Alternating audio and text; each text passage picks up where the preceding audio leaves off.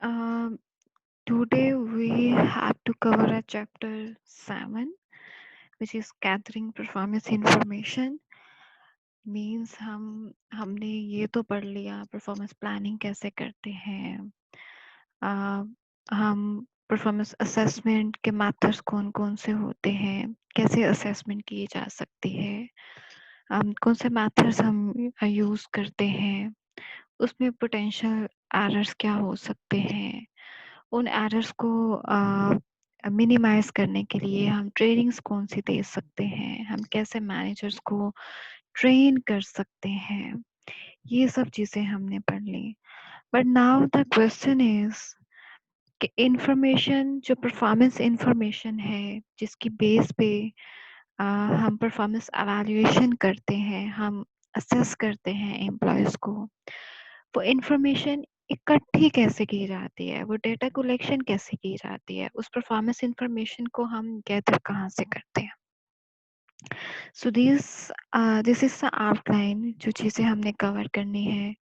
appraisal forms, characteristics of appraisal forms, then managers, employees, reviewers की responsibilities क्या होती हैं इस फेज में, देन मीटिंग हम कैसे कंडक्ट करते हैं, परफॉर्मेंस रिव्यू की, परफॉर्मेंस असेसमेंट के क्राइटेरियाज क्या होते हैं, एग्रीमेंट्स डिसएग्रीमेंट्स को हैंडल किस तरह किया जाता है, देन कौन कौन से ऑर्गेनाइजेशनल इश्यूज आते हैं परफॉर्मेंस रिव्यूज में, इसको आज हमने कवर करना है।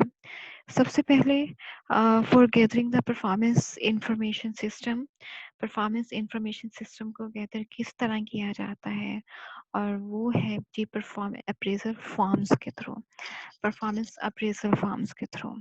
So, at the core of any performance management system is the assessment of performance, and information on performance is collected by using forms which can be filled out on paper or electronically. Means performance management system का जो एक core phase है वो है performance assessment. Definitely, क्योंकि हम assess कर रहे हैं, हम उनके जो 1 साल के बाद है या 6 मंथ्स के बाद हम एनुअली बाय एनुअली उनकी परफॉर्मेंस को हम एवेल्युएट कर रहे हैं, उन्होंने कितना इफेक्टिवली इनइफेक्टिवली परफॉर्म किया है, हम उसको जज कर रहे हैं, हम उसको रेट कर रहे हैं। So this is a very critical stage of performance management system. ये जो फेज है हमारी परफॉर्मेंस असेसमेंट, ये एक क्रिटिकल फेज है परफॉर्मेंस मैनेजमेंट सिस्टम का। सो इसका डेटा कहाँ से इकट्ठा किया जाता है? इसका डेटा इकट्ठा किया जाता है फॉर्म्स के थ्रू। ये जो फॉर्म्स हैं ये एक हार्ड फॉर्म में भी हो सकते हैं, पेपर पे भी हमने इसको फिल आउट कर लिया, या ये इलेक्ट्रॉनिकली भी हो सकता है किसी सॉफ्टवेयर पे, या इलेक्ट्रॉनिकली अगर हमने कोई फॉर्म बनाया है तो उसके वहाँ पे हम डेटा इकट्ठा कर लेते हैं परफॉर्मेंस का, जिसको बाद में हमने या नोट डाउन करते जाते हैं, जिसकी बेस पे हमने परफॉर्मेंस असेसमेंट करनी होती है। सो इलेक्ट्रॉनिकली फॉर्म्स फिल करने का एडवांटेज क्या होता है? इलेक्ट्रॉनिकली फॉर्म्स फिल करने का एडवांटेज ये होता है, एक तो इजीली हम अपनी इंफॉर्मेशन स्टोर कर सकते हैं और हम इजीली उसको शेयर भी कर सकते हैं, बजाय इसके कि आप हार्ड फॉर्म आप यूज़ करते हैं, हम हार्ड फॉर्म्स यूज़ करते हैं, और उसको एक अगर हमने शेयर भी करना है तो वो पेपर शेयर करना इज़ क्वाइट टफ, और वहाँ पे जैसे वो मिसप्लेस होने का भी प्रॉब्लम हो सकती है। लेकिन इलेक्ट्रॉनिकली क्या है, इलेक्ट्रॉनिकली आप मल्टीपल मीडियम्स पे अपने डेटा को सेव भी कर सकते हो, रिस्टोर भी कर सकते हो आप अपने डेटा को, then through email one click पे you can share that form with others जिनको ज़रूरत है इस फॉर्म की, जिनको इस डेटा की ज़रूरत है, आप उनके साथ शेयर कर लेते हो। जैसे लेट्स से कि आप इजीली अगर एक मैनेजर है जिसने फॉर्म फिल किया है और एचआर को आपने भेजना है, तो आप इजीली इलेक्ट्रॉनिकली ईमेल के थ्रू ये फॉर्म इजीली मैनेजर्स एचआर को भिजवा सकते हैं। और एचआर को फॉर्म्स क्यों भिजवाए जाते हैं? एचआर को फॉर्म्स इसलिए भिजवाए जाते हैं क्योंकि उन्होंने जितने भी रिवॉर्ड है, किसको क्या बोनस देना है, किसको क्या इंसेंटिव देना है, किसके लिए कौन से developmental training and development programs suggest किए गए हैं, किसी को हमने फायर करना है, ये सब चीजें हैंडल कौन करेगा? ये एचआर हैंडल करेगा। सुजेस्ट आपके मैनेजर ने की, लेकिन अल्टीमेटली इन सब चीजों को हैंडल किसने करना है? एचआर ने करना है। सो दैट्स अ रीजन, इस पर्पस के लिए जो परफॉर्मेंस रिव्यूज हैं हमें ज़रूरत पड़ जाती है एचआर के साथ शेयर करने के लिए। और दूसरा, इलेक्ट्रॉनिक डेटा अवेलेबल होने से आपके जो एनालिसिस है उस पे भी बहुत आसानी रहती है। फॉर एग्जांपल, अगर आप देखना चाहते हैं कि जी विद इन द ऑर्गेनाइजेशन जो डिफरेंट यूनिट्स हैं, हर यूनिट की ओवरऑल हर यूनिट की एवरेज परफॉर्मेंस कैसी रही है, तो आप इसका भी कंपैरिजन कर सकते हो। अगर इलेक्ट्रॉनिकली डेटा आपके पास है, आप वहीं से वो जो रेटिंग्स आपने दी हैं आप उनको यूज़ करते हुए ग्राफ बना सकते हो, कंपैरिजन के लिए ग्राफ बना सकते हो। जो मल्टा है बार चार्ट होते हैं, आप वो बना सकते हो। आप डिफरेंट यूनिट्स को कंपेयर कर सकते हो कि कौन सा यूनिट है ऑर्गेनाइजेशन में जो कि इफेक्टिवली परफॉर्म कर रहा है। So regardless of whether they are electronic. और दूसरा क्या होता है जी, इसका एक और बेनिफिशियल है, और वो बेनिफिशियल, इसका एक और बेनिफिट है, सॉरी, और वो बेनिफिट है कि अगर आपकी ये जो इलेक्ट्रॉनिकली अगर डेटा सेव है आपके पास, तो आप जो भी एक चेंज आया है आपकी जॉब में या ऑर्गेनाइजेशन में, तो आप उसको अगर इलेक्ट्रॉनिकली है तो आप इजीली, आपके ऑब्जेक्टिव्स चेंज हुए हैं, आपके ऑब्जेक्टिव्स मॉडिफाई हुए हैं, आपके गोल्स मॉडिफाई हुए हैं, तो आप उनको इजीली उस इंफॉर्मेशन को फॉर्म्स पे आपने उसको डिलीट किया और जल्दी से उसको मॉडिफाई कर लिया, अपडेट कर लिया फॉर्म को। लेकिन अगर हार्ड फॉर्म में आपके पास एक पेपर की फॉर्म में डेटा है आपके पास, या आपने वहाँ पे अपना डेटा स्टोर किया है, परफॉर्मेंस इंफॉर्मेशन इकट्ठी की है, तो वहाँ पे आपको फिर एक नया फॉर्म दोबारा से फिल आउट करना पड़ेगा। अगर वहाँ पे आप कटिंग भी करते हो तो वो समझ नहीं आएगी, या बहुत ज़्यादा वो मेसी हो जाएगा। एक इसका बेनिफिट ये भी होता है। सो एनीवेज, हमारा जो फॉर्म्स है वो इलेक्ट्रॉनिक है या वो पेपर है, पेपर के फॉर्म में है, उसमें कुछ कंपोनेंट्स हैं जो कि कॉमन होते हैं, और वो कंपोनेंट्स कौन से हैं? वो कंपोनेंट्स हैं जी, सबसे पहले है बेसिक एम्प्लॉय इंफॉर्मेशन। फॉर्म्स पे सबसे पहले होता है एम्प्लॉय की इंफॉर्मेशन बेसिक। एक सेक्शन ऐड होता है जिसमें एम्प्लॉय का जॉब टाइटल क्या है, वो किस डिवीजन में काम कर रहा है, किस डिपार्टमेंट में काम कर रहा है, एम्प्लॉय नंबर क्या है, उसका पे ग्रेड क्या है, सैलरी या सैलरी क्लासिफिकेशन क्या है, वो स्केल 16 से है, 17 से है, 18 से है, ये सब चीज़ें मेंशन होती हैं। और दूसरा, उस फॉर्म पे जो डेट ऑफ एवैल्यूएशन पीरियड्स हैं, जो डेट्स हैं एवैल्यूएशन पीरियड की, वो भी इंक्लूड होती हैं, जिसमें कितने महीनों के लिए के बाद एवैल्यूएशन की जा रही है, या ईयर्स है, कितने साल रेटर ने सुपरवाइज किया है या इस एम्प्लॉय के साथ काम किया है, एम्प्लॉय ने इस कंपनी को कब ज्वाइन किया, और करंट जॉब पे उसने कब काम करना स्टार्ट किया, इस अप्रेजल का पर्पस क्या है, उसकी करंट सैलरी क्या है, उसकी पोजीशन क्या है, और नेक्स्ट जो एवेल्युएशन मीटिंग है वो कब स्केड्यूल की जाएगी, ये सारी इंफॉर्मेशन इस सेक्शन में इंक्लूड होती है। सेकंड है जी अकाउंटेबिलिटीज, ऑब्जेक्टिव्स एंड स्टैंडर्ड्स। इसमें है कि अगर ऑर्गेनाइजेशन ने एक रिजल्ट अप्रोच अडॉप्ट की है, तो इस सेक्शन में यूजली होता है नाम और description of each accountability objectives agreed upon by manager and employee and the extent to which the objectives have been achieved।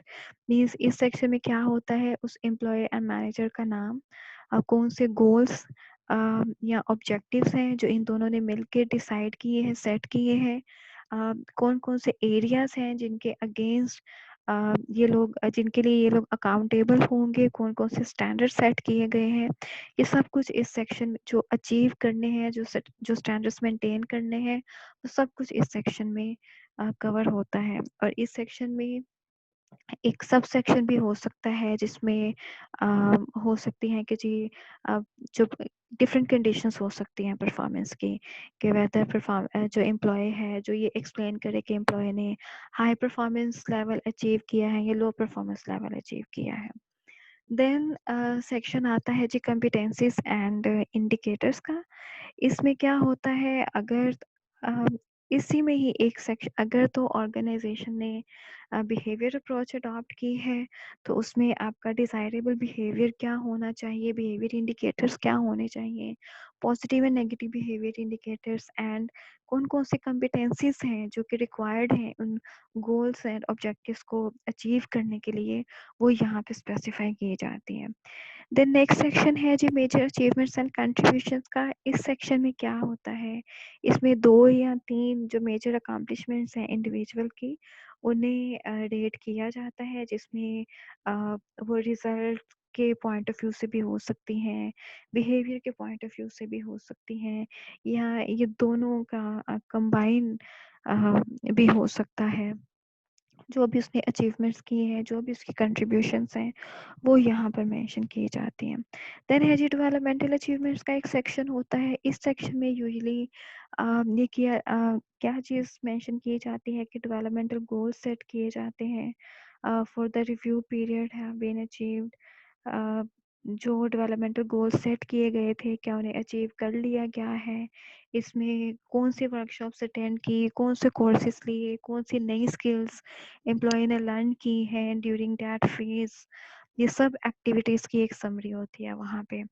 Then उसमें नेक्स्ट सेक्शन आता है जी developmental needs and plans and goals का। ये जो सेक्शन है, ये जो डेवलपमेंटल अचीवमेंट्स हैं, ये वो वाले अचीवमेंट्स हैं जो कि जिस साल के लिए आपका रिव्यू किया जा रहा है आपकी परफॉर्मेंस को, उस साल के लिए जो डेवलपमेंटल अचीवमेंट्स थी, जो डेवलपमेंटल नीड्स थी, वो किस हद तक एम्प्लॉय ने फुलफिल की हैं, ये उसका रिकॉर्ड है। नेक्स्ट जो सेक्शन है वो है developmental needs plans and goals. ये वाला जो सेक्शन है ये फ्यूचर ओरिएंटेड है। फ्यूचर ओरिएंटेड का मतलब ये है कि इसमें इंक्लूड होता है कि जी अब नेक्स्ट ईयर के लिए कौन से स्पेसिफिक गोल्स होंगे, कौन से डेवलपमेंटल प्लान्स होंगे, वो सब चीज़ें यहाँ पे इंक्लूड की जाती हैं। और समटाइम्स ये जो सेक्शन है ये परफॉर्मेंस अप्रेजल का पार्ट भी होता है, और समटाइम ये एक सेपरेट डेवलपमेंट फॉर्म होता है जहाँ पे ये सब कुछ रिकमेंडेशंस दी जाती हैं। देन है जी स्टेक होल्डर इनपुट। एक सेक्शन होता है स्टेक होल्डर इनपुट का, जिसमें आपके कस्टमर्स या जिन एम्प्लॉयज के साथ आपने इंटरेक्ट किया है उनसे डाटा लिया जाता है, वो लोग फिल करते हैं इसको। जैसे 360 डिग्री फीडबैक में ये सेक्शन ज़्यादा प्रोमिनेंट होता है, क्योंकि हम उसमें एम्प्लॉय के बारे में हम डाटा इकट्ठा करते हैं, कस्टमर से, उसके जो कोलीग्स होते हैं जिनके साथ उनका इंटरेक्शन होता है, उससे डाटा लिया जाता है। So stakeholders क्या हैं? ऐसे वो लोग हैं who have a first hand knowledge of and are affected by the employee's performance. Means वो सब लोग जो कि उस एम्प्लॉय की परफॉर्मेंस से डायरेक्टली इफेक्ट हो रहे हैं, उन सब से इनपुट ली जाती है एम्प्लॉय की परफॉर्मेंस के बारे में कि वो क्या कहते हैं। देन लास्ट सेक्शन, देन फिर एक सेक्शन आता है, उसमें सेकंड लास्ट सेक्शन आता है एम्प्लॉय कमेंट्स का। इसमें एक सेक्शन होता है जिसमें जिस एम्प्लॉय को रेट किया गया है उससे कमेंट्स लिए जाते हैं, उसका रिएक्शन क्या है उसके बारे में पूछा जाता है कि वेदर यू आर सेटिस्फाइड, आपको क्या लगता है कि ये जो आपका अप्रेजल हुआ है ये बिल्कुल फेयर अवेल्युएट किया गया है, असेस किया गया है आपको। और इस सेक्शन में अगर कुछ लीगल इश्यूज हों तो वो भी मेंशन किए जाते हैं। लेकिन यहाँ ये जो सेक्शन है यूजुअली एम्प्लॉयज इस पे इतना कमेंट नहीं करते या अवॉइड ही करते हैं कि कुछ बैड कमेंट करें। लेकिन अगर वो सेटिस्फाई नहीं है तो यहाँ पे ये भी क्लियर मेंशन होता है कि दीज आर द लीगल, ये सब कंसर्न्स हैं जिनको आप यूटिलाइज कर सकते हैं if you are not satisfied with this assessment form, if this performance assessment. Then फिर होते हैं जी सिग्नेचर्स। ये एक फाइनल सेक्शन होता है फॉर्म का और यहाँ पे सिग्नेचर्स लिए जाते हैं एम्प्लॉय के, जिसको आपने रेट किया है उसके सिग्नेचर, आपका जो मैनेजर है उसके सिग्नेचर, जिसने आप जो रेटर है आपका, और देन मैनेजर का जो मैनेजर है सुपरवाइजर है उसके सिग्नेचर यहाँ पर होते हैं। और यहाँ पर फिर जो एचआर डिपार्टमेंट है वो भी अपनी अप्रूवल देता है, इस उसके भी सिग्नेचर होते हैं कि जो कंटेंट है इस फॉर्म के ये बिल्कुल एक्यूरेट है। फिर है जी ये तो थी सारी इंफॉर्मेशन जो कि परफॉर्मेंस अप्रेजल पे अवेलेबल होती है। अब और जिसको हम ये सारा डेटा हम इकट्ठा करते हैं। अब नेक्स्ट है कि परफॉर्मेंस अप्रेजल की करेक्टरिस्टिक्स क्या होनी चाहिए। There is no any acceptable या universal way of assessing the performance of developing a performance appraisal form. कोई एक स्टैंडर्ड फॉर्मेट नहीं है कि परफॉर्मेंस अप्रेजल फॉर्म कैसा होना चाहिए। सम टाइम होता है कि कुछ जो फॉर्म है उसमें ज़्यादा जो एम्फोसाइज है वो कॉम्पिटेंसीज पे दिया जाता है और रिजल्ट को इग्नोर कर दिया जाता है। अगर इस तरह का फॉर्म हो तो वहाँ पे अगर आपको फॉर्म में ज़्यादा फोकस कॉम्पिटेंसीज पे नज़र आ रहा है तो इसका मतलब है कि वो जो फॉर्म है वो बिहेवियर अप्रोच पे बेस करता है या उस फॉर्म में बिहेवियर अप्रोच अडॉप्ट की गई है। या ऐसा फॉर्म जहाँ पे आपको रिजल्ट ज़्यादा नज़र आ रहे हैं, आउटकम्स क्या निकले आपकी परफॉर्मेंस के, रिजल्ट्स आपने अचीव किए हैं या नहीं किए, अगर वो आपको ज़्यादा फोकस नज़र आ रहा है उसका, तो इसका मतलब है कि वो रिजल्ट अप्रोच यूज़ की गई है परफॉर्मेंस को मेजर करने के लिए। सो कुछ फॉर्म्स ऐसे होते हैं जिसमें जो डेवलपमेंटल इश्यूज हैं उन्हें बहुत ज़्यादा एम्फसाइज किया जाता है और बिल्कुल ही जो बिहेवियर और रिजल्ट है उन्हें इग्नोर कर दिया जाता है कि जो ठीक है पास में हो चुका, अब फ्यूचर में डेवलपमेंटल नीड्स क्या होती हैं या कौन कौन से डेवलपमेंटल इश्यूज थे जिसकी वजह से परफॉर्मेंस हमारी सही नहीं रही। सो एक size one size doesn't fit all. Different components होते हैं जो कि अप्रोप्रिएट होते हैं, जो बेस कर रहे होते हैं हमारे परफॉर्मेंस अप्रेजल के पर्पस पे, और ये ऑर्गेनाइजेशन टू ऑर्गेनाइजेशन वेरी भी करता है। हमारा पर्पस क्या है, हम परफॉर्मेंस अप्रेजल किस पर्पस के लिए यूज़ करना चाहते हैं, वेदर हम एम्प्लॉय फोकस्ड हैं, हम एम्प्लॉय की डेवलपमेंट के पर्पस के लिए यूज़ करना चाहते हैं तो हमारा फॉर्म उसके अकॉर्डिंगली होगा। हम उसकी कॉम्पिटेंसीज पे ज़्यादा फोकस करना चाहते हैं कि बिल्कुल एक्यूरेट बिहेवियर हो, हमारा फोकस उस पे होगा।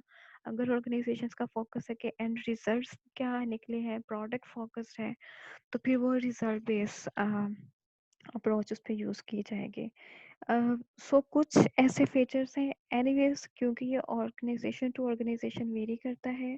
सो कुछ ऐसे फीचर्स हैं जो कि हर जो अप्रेजल फॉर्म है उसमें कॉमन होते हैं और वो उसमें होने भी चाहिए। और वो फीचर्स है कौन से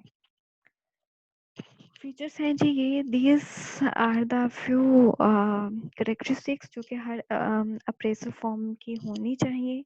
पहला है जी सिंप्लिसिटी। सिंप्लिसिटी का मतलब है कि जो फॉर्म्स हैं वो इजी टू अंडरस्टैंड होने चाहिए, सिंपल होने चाहिए, आप इजीली उन्हें यूज़ कर सको, आप इजीली उन्हें कंप्लीट कर सको, और वो क्लियर होने चाहिए, क्लियर स्टेटमेंट्स होने चाहिए, कंसाइज स्टेटमेंट्स होने चाहिए। अगर बहुत ज़्यादा लंबे फॉर्म भी होंगे, अगर बहुत लंबे फॉर्म होंगे, बहुत कॉम्प्लिकेटेड फॉर्म होंगे, तो उसको हो सकता है कि जो रेटर है वो उसको इफेक्टिवली कंप्लीट ना करे या बहुत क्रिटिकली परफॉर्मेंस को अवेल्युएट वहाँ पे ना करें। देन है जी रेलिवेंसी। रेलिवेंसी क्या है कि जो एक अच्छा फॉर्म है उसमें रेलिवेंट इंफॉर्मेशन इंक्लूड होनी चाहिए। रेलिवेंट इंफॉर्मेशन का मतलब है कि आपके जो टास्क हैं, आपकी जो रिस्पॉन्सिबिलिटीज़ हैं जॉब की, वो उसमें इंक्लूड होनी चाहिए जिनके अगेंस्ट आपने परफॉर्मेंस को मेजर करना है। आप बिल्कुल इधर उधर की अगर इंफॉर्मेशन आप उसके अंदर ऐड करते हो तो वो that could be considered as an administrative burden, और उस वो फिर एक टूल, वो आप परफॉर्मेंस इम्प्रूवमेंट के लिए फिर उस फॉर्म को आप यूज़ नहीं कर सकते हो। वो सिर्फ आपने जो डेटा है आपने वो लिया है, उस डेटा से परफॉर्मेंस किस तरह इम्प्रूव होगी वो चीज़ बिल्कुल भी क्लियर नहीं होगी। सेकंड है जी डिस्क्रिप्टिवनेस। डिस्क्रिप्टिवनेस का मतलब ये है कि जो अच्छे फॉर्म्स होते हैं उसमें जो रेटर है वो एविडेंस देता है परफॉर्मेंस की। परफॉर्मेंस लेवल तो होता है, दूसरा वो डिस्क्राइब भी करता है कि इसकी परफॉर्मेंस लेवल है क्या। सो ये भी एक स्पेस वहाँ पे होनी चाहिए। जो फॉर्म है वो इतने सफिशिएंटली डिस्क्रिप्टिव होने चाहिए कि जो आपके सुपरवाइजर या एचआर डिपार्टमेंट है उन्हें क्लियरली पता चल जाए कि इंफॉर्मेशन जो परफॉर्मेंस इंफॉर्मेशन है ये बता क्या रही है, उस पर्सन की इंफॉर्मेशन का लेवल क्या है वो क्लियरली पता चलना चाहिए। देन है जी अडेप्टेबिलिटी। अडेप्टेबिलिटी क्या है, जो अच्छे अप्रेजल फॉर्म्स होते हैं वो they allow managers in different functions and departments to adapt them to their particular needs and situations. Needs जो अच्छे फॉर्म्स हैं आप उनको according to the need and situation उन्हें मॉडिफाई भी कर सकते हो, उन्हें अडेप्ट भी कर सकते हो। ये इस तरह का फॉर्म होना चाहिए। देन है जी कॉम्प्रिहेंसिवनेस। कॉम्प्रिहेंसिवनेस का मतलब है कि जितने मेजर एरियाज हैं, जितने कोर एरियाज हैं परफॉर्मेंस के, जिनके अगेंस्ट आपने रिव्यू करना है परफॉर्मेंस को, आपने असेस करना है परफॉर्मेंस को, वो सब जो कोर एरियाज हैं वो आपके फॉर्म में मेंशन होने चाहिए। देन है जी डेफिनेशनल क्लैरिटी। डेफिनेशनल क्लैरिटी क्या होती है, आपकी जो डिजायरेबल कॉम्पिटेंसीज हैं, आपके रिजल्ट्स हैं, वो क्लियरली डिफाइंड होने चाहिए सो दैट हर किसी को पता हो। अगर एक सेम एम्प्लॉय को डिफरेंट मैनेजर्स भी रेट कर रहे हैं तो उनको क्लियरली पता हो कि इस कॉम्पिटेंसी की ये डेफिनेशन है, इस डेफिनेशन की बेस पे इसकी कॉम्पिटेंसी को एवेल्युएट या असेस किया जा रहा है। एक जो कॉम्पिटेंसी है according to the position, according to the role, according to the job level meaning change हो जाता है। जैसे कम्युनिकेशन है, कम्युनिकेशन इज अ कॉम्पिटेंसी। अब मिडिल लेवल पोजीशंस के लिए कम्युनिकेशन किस तरह की होनी चाहिए, ये जो कॉम्पिटेंसी है उसके रिक्वायरमेंट्स अलग हैं। टॉप मैनेजमेंट लेवल पे कम्युनिकेशन कॉम्पिटेंसी जो है वो कैसी होनी चाहिए, उसके रिक्वायरमेंट्स अलग हैं। सो हर जॉब पोजीशन के लिए क्लियरली डिफाइन होना चाहिए कि उनका मतलब क्या है। जो भी कॉम्पिटेंसीज हैं, रिजल्ट्स हैं, क्लियरली डिफाइन होने चाहिए ताकि उन्हें एक्यूरेटली रेट किया जा सके। देन है जी कम्युनिकेशन। हर जो कंपोनेंट है फॉर्म का वो सक्सेसफुली कम्युनिकेट करे आपके एम्प्लॉय को जो पार्टिसिपेट कर रहे हैं एवेल्युएशन प्रोसेस में। जो भी आपका पर्पस है, आपके उन कंपोनेंट्स का मतलब क्या है, हर कंपोनेंट का वो इजीली कम्युनिकेट होना चाहिए। आप वो इतना क्लियर होना चाहिए कि वो इजीली कम्युनिकेट करता हो कि ये पर्पस है इस सेक्शन का या इस कंपोनेंट का, ये पर्पस है और इस पर्पस के लिए ये डेटा इकट्ठा किया जा रहा है। अगर क्लियरली कम्युनिकेट किया गया है पर पर्पस आपने, तो आपके जो पार्टिसिपेंट्स हैं उनकी पार्टिसिपेशन भी फिर हाई होती है इसमें। सेकंड है जी टाइम ओरिएंटेशन। टाइम ओरिएंटेशन का मतलब है कि जी आपके जो अच्छे फॉर्म्स होते हैं वो क्लियरली एक्सपेक्टेशंस को भी क्लैरिफाई करते हैं और वो सिर्फ पास्ट परफॉर्मेंस को ही डिस्कस नहीं कर रहे होते बल्कि फ्यूचर की एक्सपेक्टेशंस क्या है उसको भी डिस्कस कर रहे होते हैं। खैर एनीवेज ये दो तरह की स्ट्रेटजीज होती हैं ओवरऑल परफॉर्मेंस को स्कोर करने के लिए, जिसमें एक जजमेंटल होती है और एक मैकेनिकल अप्रोच होती है। ये सब कंपोनेंट्स अप्रेजल फॉर्म में है। अब आपने अप्रोच कौन सी यूज करनी है ओवरऑल अपने परफॉर्मेंस को अवेल्युएट करने के लिए। तो दो तरह के अप्रोचेस हैं, one is the judgmental procedure and other one is the mechanical approach या प्रोसीजर। जजमेंटल प्रोसीजर क्या होती है कि जो मैनेजर्स हैं वो परफॉर्मेंस के हर एस्पेक्ट को क्रिटिकली देखते हैं और क्रिटिकली देखने के बाद एनालाइज करने के बाद एंड पे ओवरऑल परफॉर्मेंस को एक रेट दे देते हैं और साथ एक समरी पे पहुंचते हैं। एक क्रिटिकली हर परफॉर्मेंस एस्पेक्ट को देखा, हर जो परफॉर्मेंस डिमेंशन है वहाँ पे उसकी परफॉर्मेंस क्या रही है एम्प्लॉय की, उसे जज किया। जज करने के बाद फिर एंड पे ओवरऑल इकट्ठी एक सूटेबल एक समरी, एक डिफेंसिबल समरी पे वो पहुंचता है और एक रेट कर देता है, ओवरऑल रेट कर दिया। This is a judgmental approach. हमने एक चीज को देखा, लेट्स से अगर एक चीज है हमारे पास, हमने उसको एक ओवरऑल एक पेंटिंग है हमारे पास, हमने ओवरऑल उसको रेट कर दिया कि वेदर ये ओवरऑल ये पेंटिंग अच्छी है या अच्छी नहीं है। This is a judgmental approach. फिर है जी मैकेनिकल अप्रोच। मैकेनिकल अप्रोच क्या है? मैं पेंटिंग की एग्जांपल यहाँ पे कोट करती हूँ। आपने एक पेंटिंग को ओवरऑल रेट कर दिया कि हाँ ये पेंटिंग अच्छी है, this is a judgmental approach.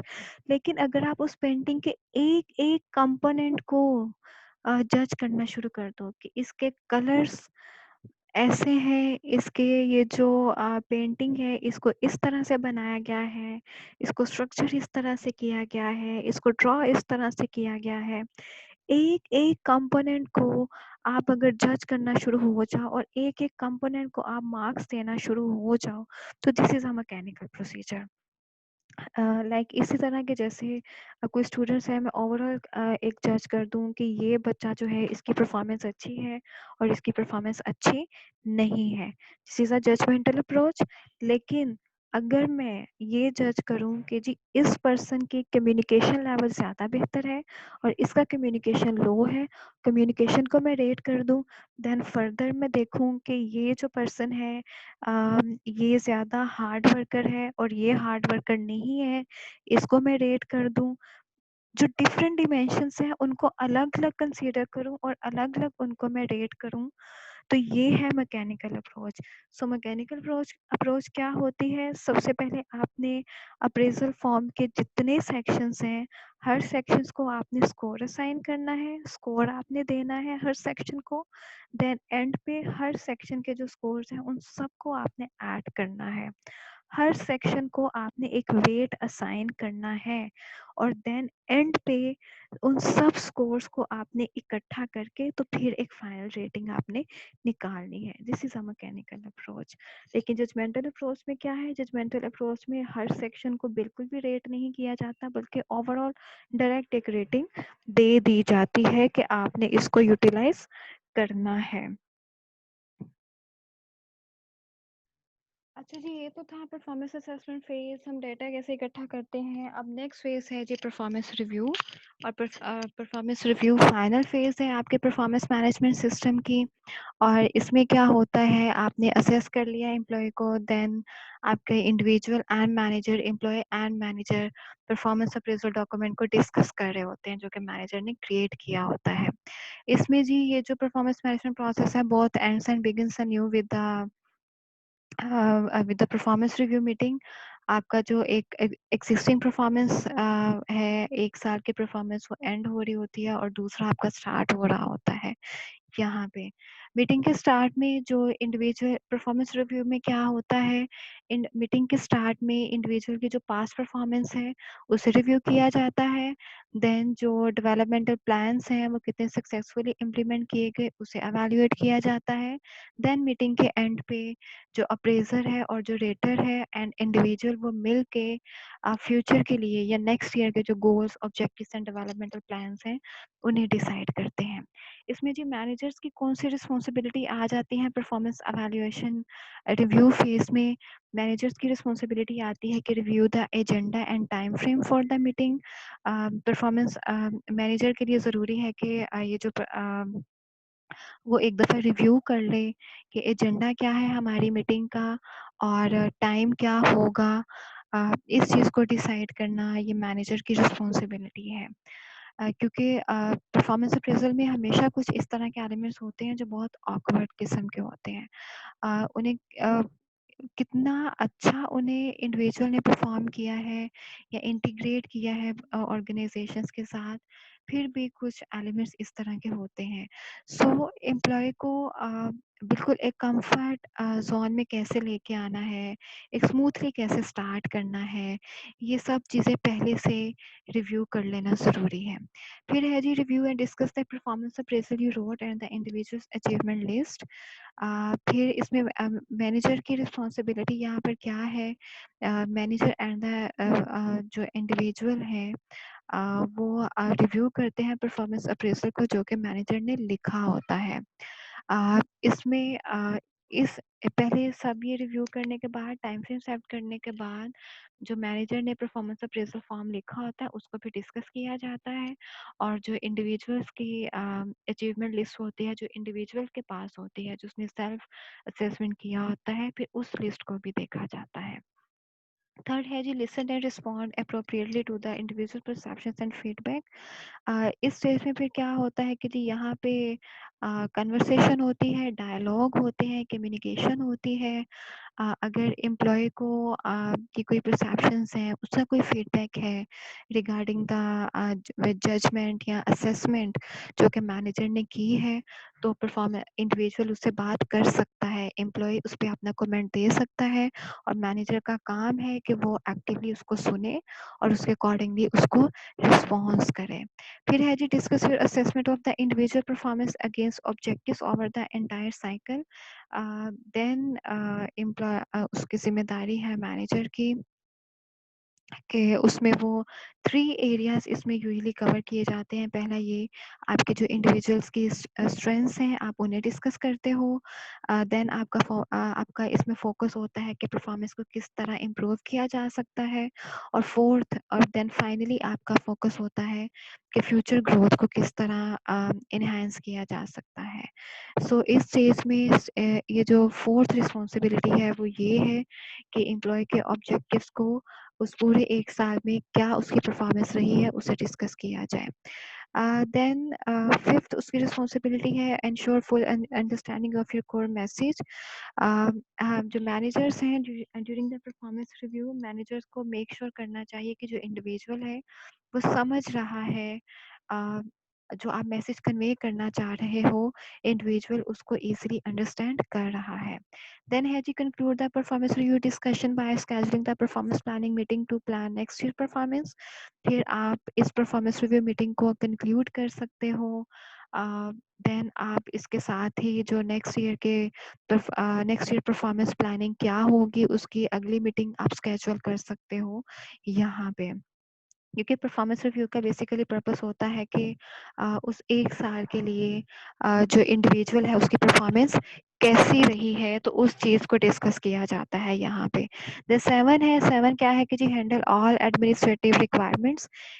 इसमें क्या होता है कि जी आपके जो भी अ, अ, आपने साइन करवाना है इंडिविजुअल से, आप वो साइन करवाते हो कॉपी को, अप्रेजल फॉर्म को साइन करवाते हो, देन जो अदर एडमिनिस्ट्रेटिव इश्यूज होते हैं उनको यहाँ पर हैंडल किया जाता है। आप इंडिविजुअल्स के कमेंट्स लेते हो, उनका रिएक्शन क्या है, और अगर उसने कोई अपील करनी है if he is not satisfied with the appraisal form, तो ये सब चीज़ें यहाँ पे ये जो एडमिनिस्ट्रेटिव फॉर्मेलिटीज़ हैं ये कवर की जाती हैं। फिर है जी एम्प्लॉयज़ रिस्पॉन्सिबिलिटीज़। एम्प्लॉयज़ की रिस्पॉन्सिबिलिटीज़ क्या होती हैं? एम्प्लॉय की रिस्पॉन्सिबिलिटी है कि वो जो अचीवमेंट्स उसने खुद अपनी एक सेल्फ असेसमेंट किया है, एक अपना अप्रेज़ल फॉर्म फिल किया है, वो उसको डिस्कस करे जो उसने खुद लिखा है कि ये मेरी अचीवमेंट्स थी। देन वो डिस्कस करे what you achieved against your developmental plan. जो भी उसके डेवलपमेंटल प्लान्स डिसाइड हुए थे उस करंट पीरियड के लिए, उनको किस हद तक उसने अचीव किया है, इसको डिस्कस करे। देन वो कंपेयर करे अपने असेसमेंट को मैनेजर की असेसमेंट के साथ, कि क्या मैनेजर ने उसको जैसा उसने खुद को असेस किया है क्या मैनेजर ने भी वैसा ही असेस किया है या नहीं किया। देन जी अगर वो कोई चीज़ उसको समझ नहीं आ रही या कोई एग्जांपल अनक्लियर है या मैनेजर का कोई एक पॉइंट कोई अनक्लियर है, तो वो उसको क्लैरिफाई करे कि ये रेटिंग उसको क्यों दी गई है, वो उसको क्लैरिफाई कर सकता है। Then has you listen and respond appropriately to the appraiser's perceptions and feedback. Then employee की रिस्पॉन्सिबिलिटी है कि अप्रेजर जो फीडबैक दे रहा है, मैनेज अप्रेजर की जो परसेप्शंस है, मैनेजर जिस पॉइंट ऑफ व्यू से आपको जिसने उसने जज की है आपकी परफॉर्मेंस को, जो वो फीडबैक दे रहा है उसे एक्टिवली सुने एंड देन उसके अकॉर्डिंगली उसको रिस्पॉन्ड भी दे। फिर है जी, consider how the appraiser feedback will influence your performance plan for the upcoming appraisal period. So यहाँ पे एम्प्लॉय की रिस्पॉन्सिबिलिटी है कि वो लास्ट पे ज़रूर चेक करे कि जो मैनेजर ने फ्यूचर के लिए उसके लिए जो गोल्स एंड ऑब्जेक्टिव सेट किए हैं, जो डेवलपमेंटल प्लान्स उसके लिए सेट किए हैं, क्या वो इफेक्टिव हैं या नहीं, या वो जो प्लान्स हैं वो किस तरह फ्यूचर में उसकी परफॉर्मेंस को इफेक्ट करेंगे या किस तरह उसकी परफॉर्मेंस को इन्फ्लुएंस करेंगे। सो ये है जी एम्प्लॉयज़ की रिस्पॉन्सिबिलिटी, जो कि परफॉर्मेंस रिव्यू मीटिंग में उसको इन सब चीज़ों को टेक केयर करना बहुत ज़्यादा ज़रूरी है।